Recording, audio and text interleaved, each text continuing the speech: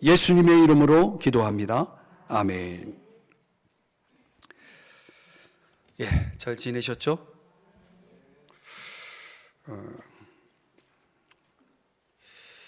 모든 것이 주님의 은혜다.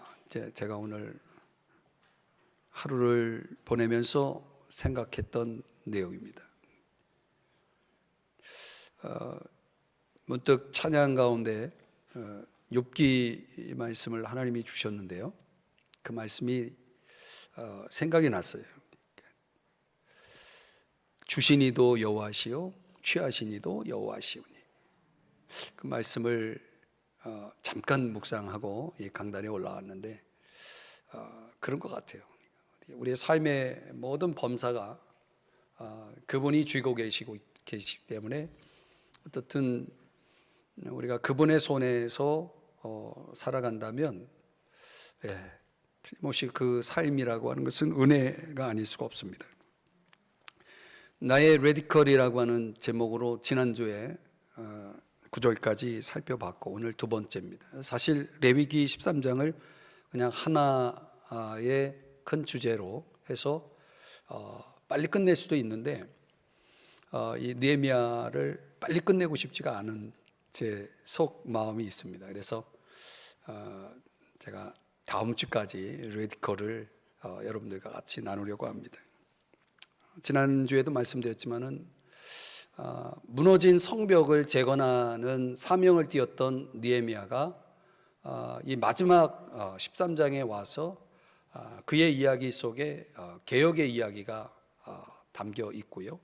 그 개혁 속에서 가장 먼저 다뤘던 문제는 인간관계 문제거든요. 우리가 이제 관계를 어떻게 형성해 가느냐, 많은 사람들과 더불어 살아가고 있지만은 실제로 우리 주변의 인간관계가 어떻게 형성되어 있는가, 우리 인간론에 대한 그런 특별한 메시지를 1절서부터 9절까지 다루어 주었죠. 그 속에서 우리가 해야 할 일은 구별된 관계를 가지고 있어야 됩니다. 그리고 잘못된 관계에 대해서는 아주 단호하게 마음을 정하고 거기서 벗어나야 되겠죠. 관계를 정리하는 부분도 우리에게 있어서 필요하다. 그 핵심이 이제 지난주의 내용이었고, 오늘은 여러분들이 좀 부담 느낄 수 있고 또 전하는 저도 약간 부담이 되는 주제입니다. 돈 문제입니다. 돈, 물질 문제죠. 재물관이라고 하는 레디컬을 좀 다루려고 합니다. 여러분 잘 아는 앤드류 카네기라는 이름을 들어보셨죠? 앤드류 카네기, 미국의 철강 재벌 아닙니까? 이제 그와 관련된 이야기 하나가 있는데 여러분에게 좀 소개해드리면, 그가 사업이 너무나 어려워서 하던 일을 다 정리하고 원래 스코틀랜드 출신이잖아요. 그가 이제 미국으로 이민을 가기로 이제 결정을 하고 가족들과 함께 이제 미국으로 이민을 가려고 했는데, 문제는 역시 돈입니다. 이민을 가려면 거기에 따른 돈이 있어야 되는데 이게 없는 거예요. 여비조차도 없을 정도로 어려웠나 봅니다. 근데 이제 그 어머니 친구인 핸더슨이라고 하는 부인이 그 여비를 이제 빌려준 겁니다. 준 거 아니고 이제 빌려줬어요. 한 20파운드 정도 되는 돈을 빌려주었다고 합니다.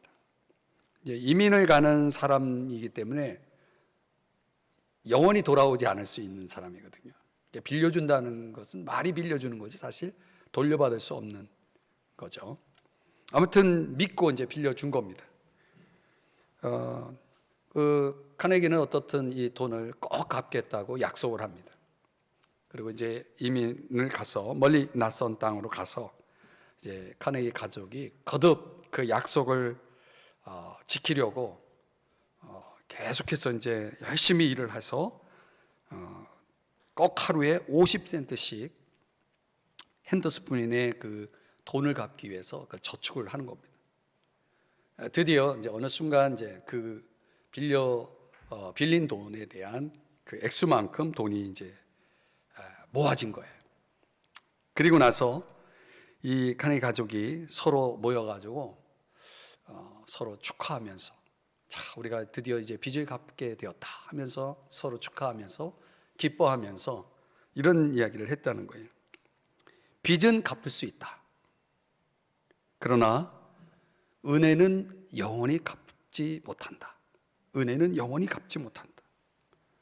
그러니 우리 그 핸더슨 부인의 그 은혜를 평생 간직하고 살자, 이런 이야기를 가족들과 나눴다고 하는 일화입니다.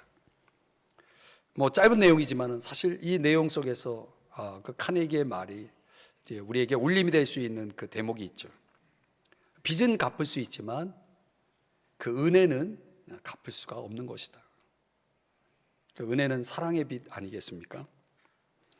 우리가 하나님께 은혜를 입고 살아간다는 것이 그런 개념이죠. 우리가 하나님 앞에 정말 그 받은 은혜, 그 놀라우신 은혜 속에서 살아가면서 우리가 하나님께 그 은혜에 보답하는 그런 삶을 살아간다 해도 사실 그 은혜를 갚을 수는 없는 거죠. 어쩌면 우리 주변에 우리 가까이에 이제 우리에게 그런 사랑의 빚을, 나로 하여금 사랑의 빚을 지게 하는 그런 은혜로운 사람들이 내 주변에 있을 수 있습니다.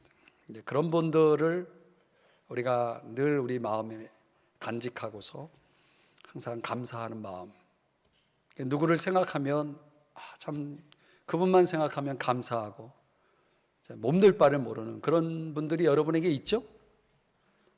예, 없습니까? 없으면 이상한데. 그러니까 우리가 그런 사랑의 빚을 지는 거죠. 로마서 13장 8절에 보면 사랑의 빚 외에는 아무에게든지 아무 빚도 지지 말라고 그랬거든요. 그러니까 우리가 사랑의 빚을 진다는 것은 그거는 성경도 허용하는 것입니다. 그러니까 우리가 그런 빚은 많이 지어도 괜찮습니다. 그런데 그 로마서 13장 8절에 시작 단어가 피차입니다. 피차. 그러니까 일방적인 사랑의 빚이라는 것은 있을 수가 없어요. 그러니까 우리가 누군가에게 빚을, 사랑의 빚을 줬다면 또 나는 또 누군가에게 사랑의 빚을 줄 수가 있는 거죠. 자, 그런 차원에서 오늘 우리가 나의 레디컬에 들어오는 영역의 이 물질 문제와 관련해서 저와 여러분이 오늘 깊이 함께 생각해 볼 주제는 그것입니다. 우리의 삶 속에 주어진 그 은혜들, 그 은혜 속에서 우리가 살아간다고 한다면 또 우리는 그 은혜를 나눠야 되고 또 은혜를 전해야 되고 또 은혜를 증거하면서 살아가야 합니다. 그래서 우리가 정말 우리의 인생이 은혜로 채워지는 삶이 되어야 되겠죠. 나의 삶도 너의 삶도 우리 모두의 삶이 그저 은혜로 채워지는 삶이 되어야 합니다.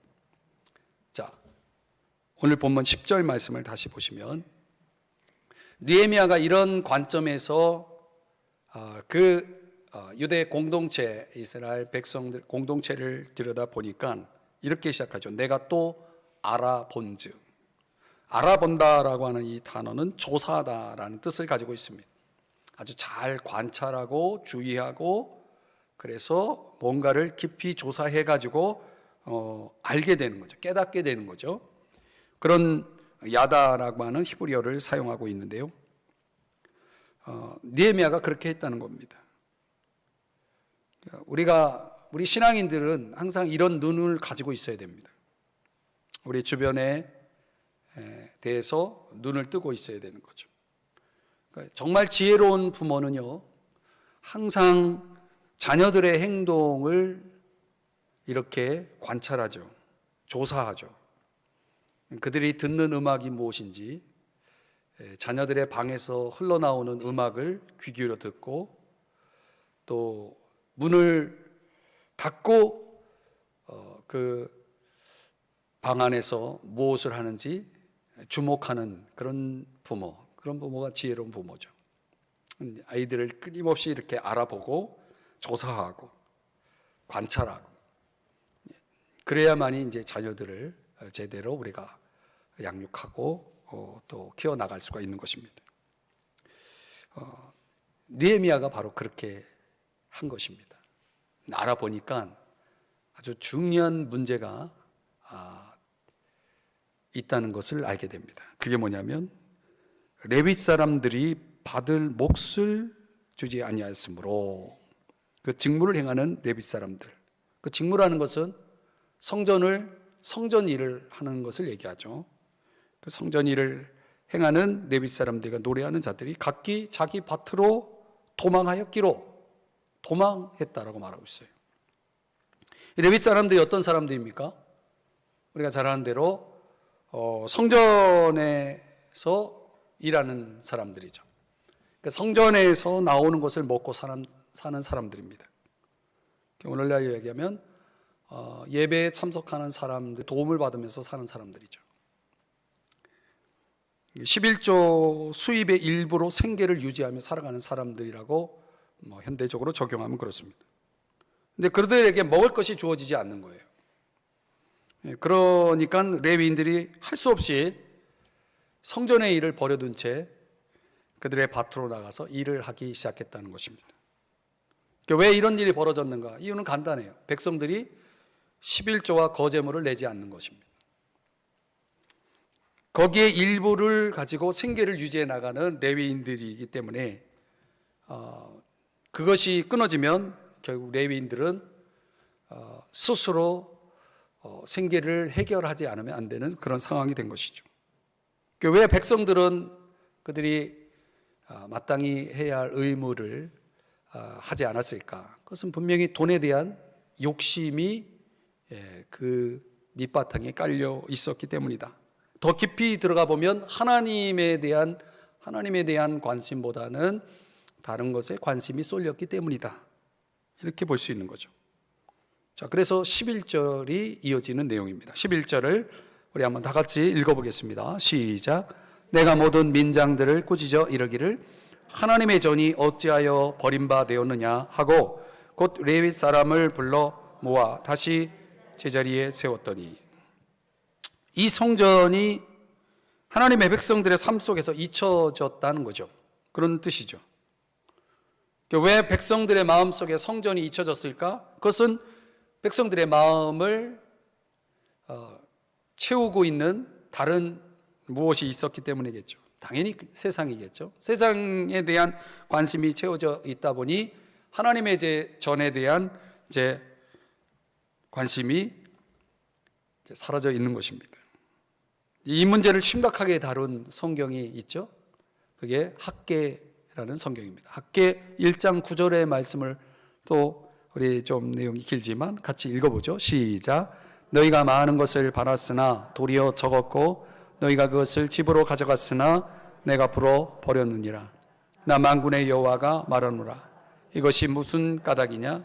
내 집은 황폐하였으되 너희는 각각 자기의 집을 짓기 위하여 빨랐음이라. 자, 이렇게 말씀을 하고 있는 것입니다. 우리가 이 학개 선지자가 그 당시 이 백성들의 상태를 이렇게 설명하고 있는 거죠. 내 집, 하나님의 집은 황폐하였으되 너희는 각각 자기의 집을 짓기 위하여 빨랐음이라. 관심에 대한 이 문제를 다루고 있는 것입니다. 어떻게 보면 오늘날 이 시대에 우리 모두에게 다 해당되는 거죠. 돈이 도대체 뭐냐? 어떤 사람은 요물이다 이렇게 말을 하죠. 요물이다. 돈이라는 것이 예수님께서 마태복음 6장에서 지적하고 있는 것처럼 하나님과 견줄 수 있을 만큼 신의 위치에 놓여 있는 것. 하나님과 재물을 겸하여 섬길 수 없다. 이 주인의 자리에 설 수 있는 것은 하나님 외에 이 물질이라는 것이, 재물이라는 것이 그런 자리에 설 수 있을 만큼의 강력한 힘을 가지고 있는 게 바로 돈이라는 거죠. 돈. 근데 우리 그리스도인들이 이 세상과 또 자신의 소유를 다룰 때에 가지고 있어야 될, 견제해야 될 아주 중요한 두 가지 자세가 뭡니까? 그게 자기 부인 그리고 근신이라는 것이죠. 자기를 철저히, 세상에 대해서 얼마나 우리가 이런 자기 부인이 가능한가, 또 얼마큼 우리가 이렇게 자기 절제, 근신 이런 정신들을 가지고 살아가느냐에 따라서 우리가 세상 속에서 구별되어 살아갈 수 있는 그 힘이 나오는 것입니다. 우리가 다 잘 알다시피 돈이라는 것은 세상에서는 성공의 기준이잖아요. 또 어떤 사람들은 그렇게도 말합니다. 하나님의 축복의 기준이다. 우리가 물질적으로 부유하다 그러면 저 사람 참 하나님께 복을 많이 받았구나 이렇게 생각을 하죠. 그게 틀린 말은 아니에요. 물론 하나님과 상관없이도 세상적으로 부유한 사람들도 많죠. 근데 우리가 이제 부에 대한 성경적인 개념을 가지고 있으면 부는 하나님이 주신 것이라고 하는 개념이 있잖아요. 하나님이 부를 주시는 거죠. 모든 것을 후히 주시고 누리게 하시는 하나님, 디모데전서 6장에 말씀하는 것처럼 부라는 것은, 물질이라는 것은 결국 하나님이 주시는 거기 때문에 물질이 많다 그러면 그 사람은 축복을 받은 거예요. 교회가 부흥이 됐다, 그건 하나님 축복이죠. 그래서 선한 사업을 많이 할 수 있는 것도 참 큰 은혜라고 보는 것입니다. 돈이라는 것이 두 가지가 가능하게 만들잖아요. 내가 할 수 있는 일이 많아지죠. 물질이 많으면 내가 할 수 있는 일들이 많아집니다. 또 내가 해줄 수 있는, 남을 위해서 해줄 수 있는 일도 많아집니다. 두 가지가 많아지는 겁니다. 내가 할 수 있는 영역도 많아지고 내가 누군가에게 기여할 수 있는 영역도 많아지는 것입니다.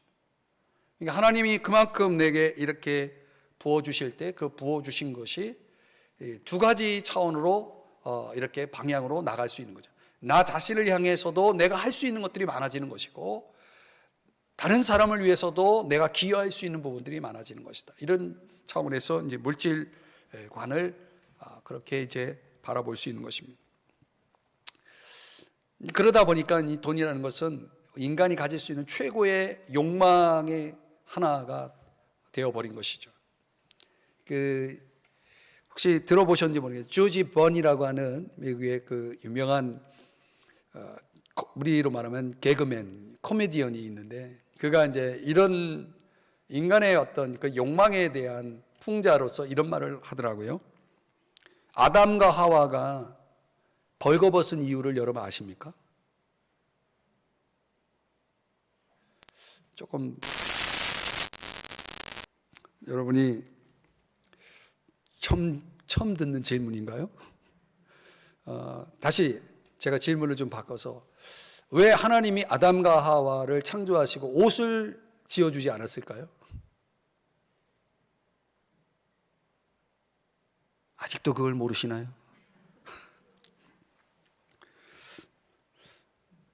그 조지 번이 뭐라고 말했냐면 옷을 주지 않은 이유는 옷을 주면 주머니를 달아달라고 할까봐. 주머니를 옷은 당연히 주머니가 있지 않습니까? 그 주머니를 달아달라는 게 뭐가 문제냐 그랬더니 조지 번이 또 하는 말이 주머니를 달아주면 돈을 채워달라고 할까봐. 그래서 이제 하나님이 옷을 주지 않았다. 결국 옷이 언제 주어집니까? 인간이 타락하고 나서 옷이 주어지잖아요. 어떻든 조지 번의 그 풍자입니다. 우리가 물질이라는 것이 어떻게 사용되느냐에 따라서 어떤 용도가 되느냐에 따라서 그 돈이 가지고 있는 위험성도 굉장히 큽니다. 그러니까 돈 때문에 사람들이 뭘 합니까? 죄를 짓죠. 사기를 치고 도둑질을 하고, 그렇죠? 돈 때문에 죄를 짓습니다. 또 돈 때문에 사람들이 잠을 못 잡니다. 잠 못 자는 사람 얼마나 많습니까? 돈 걱정하느라고. 또 돈 때문에 욕심에 빠지죠. 탐심이라는 욕심에 빠지게 됩니다. 누가복음 8장 14절 말씀해 보면은 한번 이 말씀도 같이 읽어볼까요? 시작.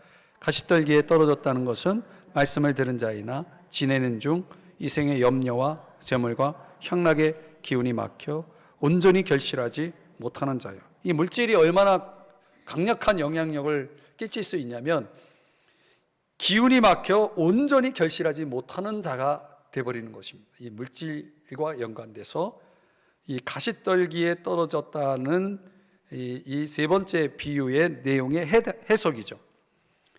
그래서 우리 신앙인들이 하나님 말씀을 듣고 말씀 속에서 은혜 생활을 해도 이 물질 문제로부터 우리가 벗어나지 못하면 여기에 빠지는 거예요. 염려에 빠지든지 향락에 빠지든지. 이 재물 문제는 우리 그리스도인들도 정말 중요한 문제가 아닐 수가 없는 거죠. 정말 이것을 잘 사용한다면 축복이 될 수 있는 거죠.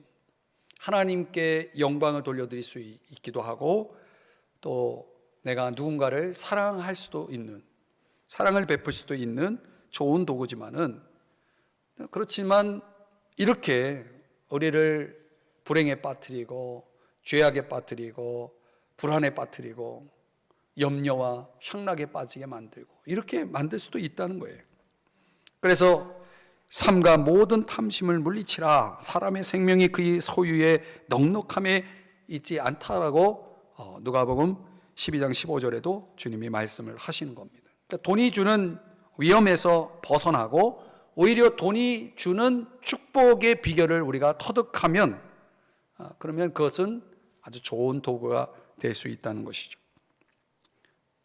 여기에 그 좋은 도구로 사용할 수 있는 비법 중에 하나가 뭐냐면 주인을 정확하게 정하는 겁니다. 나의 인생의 주인이 뭐가 되어야 되냐면 예수님이 되어야 되는 겁니다. 예수님이 주인이면 예수님만을 유일한 나의 주인으로 우리가 모시면 우리는 이제 돈이 주는 위험에서 벗어날 수가 있는 것입니다. 오히려 돈이 주는 축복을 누릴 수 있는 거죠. 그래서 예수님이 주인인 사람들의 특징이 뭡니까? 예수님이 나의 소유를 다스리게 하는 거죠. 그분에게 그 물질에 대한 소유권을 내어드리는 것입니다. 그래서 예수님만이 주인이 되면 우리는 물질에 대한 부분에 있어서 시험에 들 일이 없습니다. 또 내가 가난하든 부유하든 우리가 그 안에서 우리는 참 만족과 기쁨을 누릴 수가 있게 되어지는 거죠. 바울이 터득한 그런 비결을 우리가 가지고 살아갈 수가 있는 것입니다. 여러분들이 이런 기도를 할 수 있다면 제가 한번 여러분에게 소개해 볼게요. 천천히 제가 이 기도문을 하나 여러분에게 소개합니다. 어떤 그리스도인이 이런 기도를 하나님 앞에 늘 드리고 있다라는 내용입니다. 어떤 기도냐면 들어보세요. 제가 가진 돈과 저의 영적 삶에 밀접한 관계를 잘 이해하고 분별하게 하옵소서. 성령께서 저를 인도하시고 거룩하게 만드사 제가 돈을 벌고 지출하고 저축하고 나누어 줄 때 항상 하나님을 기쁘시게 하도록 하시옵고 저의 영혼의 축복이 되게 하옵소서. 이 물질이 두 가지로만 사용되게 해달라고 그걸 분별할 수 있는 지혜를 달라는 거죠. 하나님을 기쁘시게 하는 물질이 되게 해주시고 내게 가지고 있는 물질이 하나님을 기쁘시게 하는 물질이 되게 해주시고 저의 영혼의 축복이 되는 물질이 되게 해달라는 거예요. 저는 이 기도가 너무 마음에 들어서 저도 이 기도문을 슬쩍 가지고 살려고 합니다. 존 웨슬리라 여러분 들어보셨죠? 그가 가지고 있는 물질에 대한 세 가지 원칙이 있었다고 그러죠. 그게 뭐냐면 많이 벌어라. 할 수 있는 한 많이 벌어라. 두 번째는 할 수 있는 한 많이 저축하라. 세 번째가 할 수 있는 한 많이 줘라. 이런 거죠. 그러니까 우리가 많이 벌기 위해서는 정말 근면하고 부지런해야 되겠죠. 또 많이 저축하기 위해서는 낭비를 줄이고 정말 검소한 삶을 살려고 노력을 해야 되겠죠. 또 많이 주기 위해서는 우리가 돈에 대한 거룩성을 잃지 말아야 되는 거죠. 조금 전에 드렸던 기도처럼 말이죠. 우리가 하나님을 기쁘시게 하고 내 영혼의 축복이 될 수 있는 방향으로 물질을 사용할 수 있다면 과연 그것은 오늘 이 존 웨슬리가 드렸던 가지고 있었던 원칙대로 우리가 더 많이 우리의 이웃들에게 베풀 수가 있게 되는 것입니다. 유명한 그 설교가 홉스가 이런 말을 했습니다. 신약 시대에 살고 있는 성도들에게 있어서는 11조는 그리스도인들의 헌금 생활에서 주님을 향한 봉사의 최하한선이 되어야 한다, 이런 말을 했습니다. 실제로 제가 90년대 후반에 중국의 좀 어려운 그 어떤 목회 환경에 있었지만은 중국에 좀 자주 왔다 갔다 했거든요. 근데 그때 그 하나님이 이제 저에게 그런 사명을 주셔가지고 가서 성경을 좀 가르쳐라, 이런 이제 미션을 하나님이 주셨어요. 근데 제가 이제 부목사로 사역을 하면서 이게 교회에서 허락받는 게 이게 쉽지가 않아요. 근데 그만큼 이제 또 교회의 인정을 받아야 되고, 또 그 빈 사역의 공간을 누군가는 또 도와줘야 되고, 또 그만큼 또 내가 더 다른 시간들을 통해서 그걸 또 채워야 되고, 어떻든 그런 상황 속에서 제가 이제 월요일 날 이제 중국 비행기를 타고 가서 월요일 날 오후서부터 이제 성경을 가르치고 토요일 날 나오는 겁니다.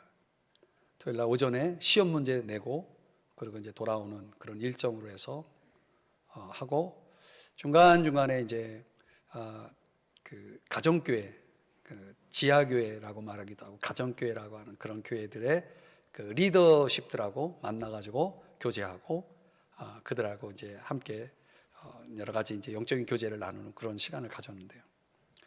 근데 갈 때마다 이제 모든 비용을 제가 다 자비로 하고, 또 가면 그냥 올 수 없어가지고 하나님이 이제 주신 어떤 물질들을 모아다가 이제 가서 이제 헌금을 하고 오는 겁니다. 가서 강사비를 받는다든가 뭐 어디 여행을 다닌다든가 그런 건 일체 없고, 그냥 손전히 가서 말씀만 가르치고 가서 부어주고 오는 거죠. 이제 그렇게 이제 여러 차례 이제 다녔는데, 그때 이제 제가 이제 이 말씀을 드리는 이유 중에 하나가 뭐냐면, 그 가정교회 사역자들, 그들은 이제 우리로 말하면 평신도잖아요. 평신도, 사역자가 아니고 신학교에 나온 어떤 그런 이게 풀타임 사역자들이 아닌데도 그 지도자들이 이제 하는 얘기가 이제 자기들이 얼마큼 이 교회를 사랑하고 교회를 위해서 헌신하는지를 이제 이야기를 하는데, 자기들의 이제 그들의 이제 얘기를 듣고 제가 아주 굉장히 충격을 받은 내용이 있습니다. 그게 뭐냐면, 그들은 이제 10의 3을 낸다는 거예요. 근데 자신들이 가지고 있는 물질이 그게 뭐 얼마나 되겠습니까? 그러니까 상대적으로 보면 정말 형편없는, 어떻게 보면 별거 아닌 그런 물질의 분량이지만 자기들은 10의 3을 하나님 앞에 바친다는 거예요. 10의 1조를 교회를 위해서 드리고, 10의 1은 구제를 위해서 드리고, 10의 1은 선교를 위해서 드린다는 거예요.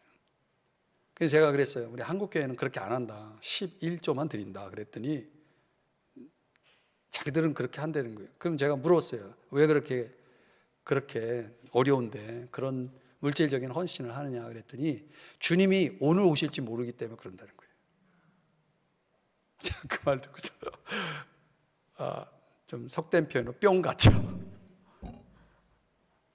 주님 오늘 안 오신다고 제가 그랬어요. 주님 절대로 오늘 오시지 않는다. 자기들은 그렇게 생각 안 한다는 거예요. 이게 어떻게 보면 그 좀 약간 이단적인 그런 생각을 가지고 있다라고 생각할 수 있겠지만은, 그들은 임박한 재림 신앙을 가지고 있더라고요. 실제로 성경이 그렇게 나와 있지 않냐 그래요. 주님 오실 날이 가까웠다고 성경이 나와 있기 때문에 자기들은 그거를 문자적으로 믿는다는 거예요. 근데 목사는 안 믿는데 그 중국계 성도들이 그렇게 믿고 있는 거예요. 그렇게 헌신을 하는 거예요. 주님이 오늘 오신다는데 뭐 물질이 뭐가 필요하냐는 거죠. 자기들은 그렇게 헌신하고 그렇다고 10의 7은 뭐 자기들이 임의대로 쓰느냐, 그렇지도 않대요.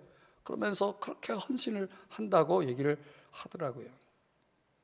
뭐 그 외에도 이제 아주 충격적인 그런 간증들을 제가 많이 들었지만은 갔다 오면은 제가 막 불같이 뜨거워지는 거예요. 하나님 안에서 내가 불같이 뜨거워지는 걸 느껴요. 야, 오히려 내가 하나님 앞에서 성경을 가르친다고 갔지만 저는 그들에게 성경을 가르치고 저는 그들에게서 이제 삶을 배우고 오는 거예요. 성경적인 삶을 배우고 오는 거죠. 그러면서 참 뜨거운 마음을, 불같은 마음을 하나님이 이렇게 갖게 하면서 청년들을 가르치고 이제 훈련하게 하시는 그런 사역들을 하게 했던 그런 시기가 있었습니다. 근데 어떻든 우리가 살아가다 보면 하나님 앞에 우리가 할 수 있는 헌신이 여러 가지 방법이 있죠. 그러나 이제 이런 어떤 물질에 대한 사용, 이런 것도 어떻게 보면 우리가 신앙인으로서 정말 기본이 될 수 있는 부분이다. 저는 그렇게 생각을 합니다. 마태복음 19장에 보면 한 청년의 이야기가 나오죠. 예수님께서 그 재물 많은 청년을 향해서 너 소유를 좀 팔아서 가난한 자들에게 주라. 그리고 나를 따르라 라고 말씀을 하셨죠. 이것에 대해서 22절에 가보면 이 청년이 이런 결론을 내립니다. 재물이 많아서 결국은 예수님의 말씀을 받아들이지 못합니다. 오히려 근심하고 돌아갔다. 헌금 설교를 들을 때마다 수많은 제2, 제3의 청년들이 나오는 거죠. 너무 많은 걸 가지고 있기 때문에 근심하고 돌아가는 사람들이, 설교를 듣고 근심하며 돌아가는 사람들이 있는 거죠. 사실 예수님이 요구한 것은 청년의 소유가 아니라 청년이 가지고 있는 소유권을 요구한 거죠. 그 소유보다도 더 중요한 것은 소유권입니다. 그의 소유에 대한 진정한 주인이 누군지를 알기를 원했던 거죠. 그러나 분명한 것은 그 청년의 소유권은 청년이 가지고 있었던 것이죠. 주님이 11조를 원합니까? 절대 그렇지 않습니다. 주님은 우리의 모든 것을 원하십니다. 그게 성경적인 신앙입니다. 이 느헤미야가 이 당시 이 이스라엘 공동체가 하나님의 전을 버려두고 있는 모습을 보면서 이런 부분에 대해서 개혁이 일어나지 않으면 무너진 성벽을 재건하는 것이 의미가 없다는 걸 알았습니다. 굉장한 개혁에 손을 든 것입니다. 그러면서 14절 말씀해 보니까 한번 같이 읽어볼까요? 시작. 내 하나님이여 이 일로 말미암아 나를 기억하옵소서. 내 하나님의 전과 그 모든 직무를 위하여 내가 행한 선한 일을 도말하지 마옵소서. 선한 일이라고 말하고 있죠. 그러니까 하나님의 전을 돌아보는 일들은 하나님이 보실 때 참으로 선한 일이다. 내가 행한 선한 일을 도말하지 마옵소서. 기억해달라는 거 아니겠습니까? 나를 이 일로 말미암아 나를 기억해달라. 하나님 앞에 느헤미야가 자신이 행한 이 개혁에 대한 기도를 이렇게 드리고 있는 것입니다. 그런데 우리가 여기서 한 가지 생각할 것은 우리가 정말 기도가 필요한 경우가 많이 있습니다. 기도 없이는 해결할 수 없는 문제들이 많이 있죠. 그러나 어떤 면에선 우리 신앙인들이 기도라는 그 틀 속에 자기를 가둬두고 그것을 영적인 도피처로 삼는 경우가 있습니다. 무슨 얘기냐면 계속 기도만 하는 거죠. 실제적으로 행동하지 않고. 예를 들어서 지금 트럭이 쏜살같이 달려오고 있는 그 찻길에 여러분의 자녀가 서 있다 그러면 어떻게 해야 되겠습니까? 무릎을 꿇고 기도해야 되겠습니까? 다치지 않게 해달라고? 어떻게 해야 되겠습니까? 빨리 달려가서 그 아이를 구해내야 되겠죠. 그런데 많은 그리스도인들이 그 찻길에 서 있는 그 위험한 상황 속에 있는 아이를 놓고 다치지 않게 해달라고 기도만 하고 있다는 거예요. 비유를 하자면 그 기도는 무엇을 위한 기도입니까? 순종을 위한 기도가 아니라 나의 영적인 도피처로 삼는 불순종을 위한 도피에 불과한 것이죠. 장황한 고백과 기도가 필요한 것이 아니라 하나님이 진정 원하시는 것에 행동하기를 원하시는 거죠. 하나님이 기뻐하시는 것에 우리가 일어나 뛰기를 원하는 거지, 행동하기를 원하는 거지, 하나님 앞에 장황한 기도를 하나님이 듣기를 원하시는 것이 아니라는 거죠. 그 느헤미야를 통해서 우리가 발견한 진리가 바로 여기에 있는 것입니다. 하나님이 진정 여러분의 삶 속에 허락하신 은혜가 있다면 그것은 선물이죠. 기프트입니다. 기프트. 선물은 거저받는 것이죠.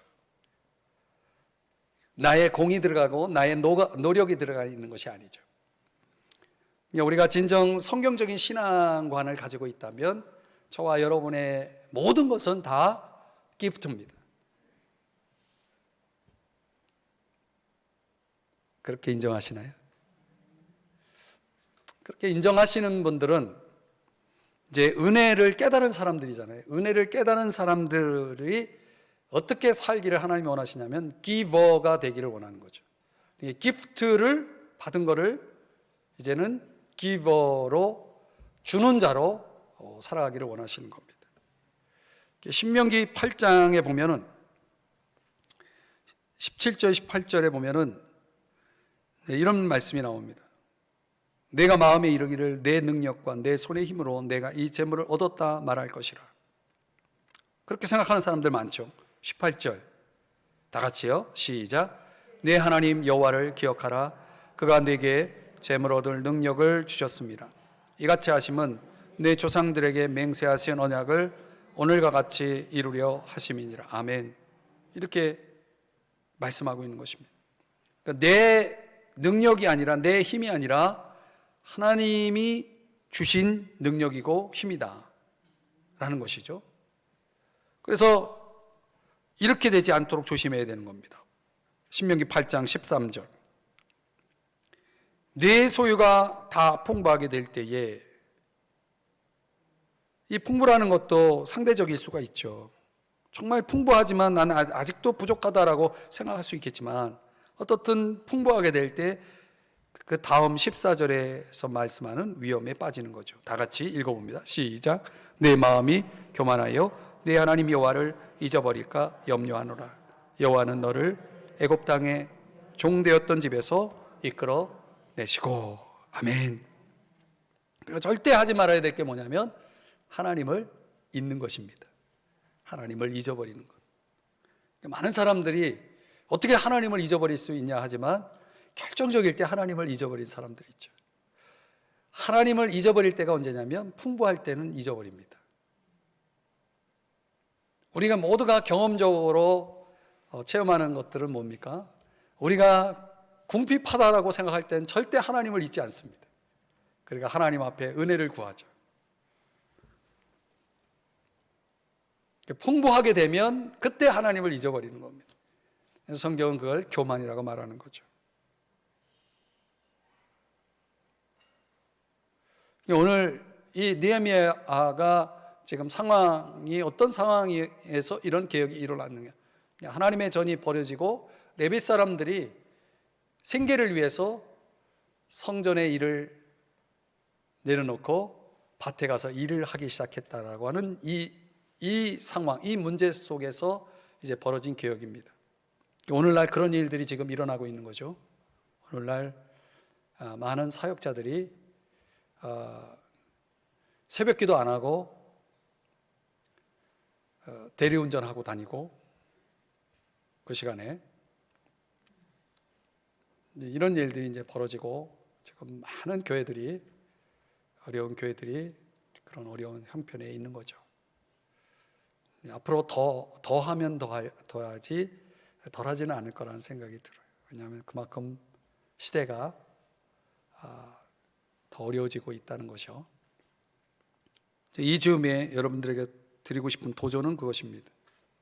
하나님이 여러분에게 주신 은혜가 있다 한다면 그걸 기프트로, 하나님의 선물로, 은혜로 깨달으시기를 바랍니다. 그리고 그 은혜를 알았다면 이제는 받을 사랑만 생각하지 말고 이제는 기버, 주는 자의 인생을 살겠노라고 하는 그런 결단과 함께 이제 행동하는 여러분 되시기 바랍니다. 그래서 여러분이 가지고 있는 만큼 할 수 있는 일도 많고 기여할 수 있는 일도 많아요. 세상은 너무나 넓고 너무나 할 일이 많아요. 그런 현실 세계 속에서 하나님은 여러분을 어떤 캐퍼시티, 이게 용량이라고, 그릇 용량이라고 말하는데 얼마만큼의 그릇이 되게 할 것이냐는 여러분이 결정할 겁니다. 왜냐하면 하나님은 빈 그릇을 좋아하거든요. 빈 그릇이 될 때 하나님이 할 수 있는 역할이 있는 거죠. 채우는 역할. 이미 채워져 있는 그릇에는 하나님이 채울 수가 없어요. 비어져 있을 때까지. 그만큼의 여러분들의 용량, 그 그릇이 이제 하나님이 여러분을 쓰실 수 있는 그런 용량다운 그런 삶이 되도록 여러분들이 오늘 이 말씀을 잘 명심하고 적용하시기를 축복합니다. 기도하겠습니다.